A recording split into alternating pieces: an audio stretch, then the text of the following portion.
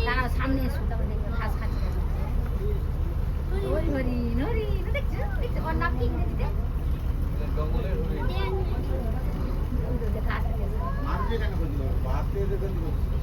সবাই তো খাবার আছে খাওয়া ধরে যেতে হবে এইখানে যদি বাঘ থাকতো হরিণ থাকতো না হরিণ কবে খেয়ে নিত হ্যাঁ এদিকে হরিণ ওদের ভয় নেই একটা হরিণ যদি বাঘ পেতো বাবা তাদের একদম মনে একটা মুক্ত হয়ে যেত নাকি ওদের হাত মাংস দেখাই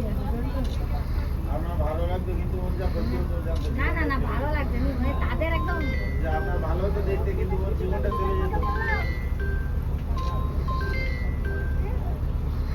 ওই খেলা তো দেখছিল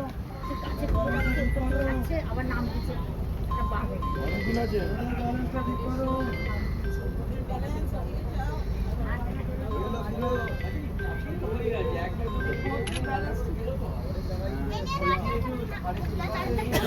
সবাই একটু জায়গাটা ঠিক করুন এখানে ভোটটা আটকে যাবে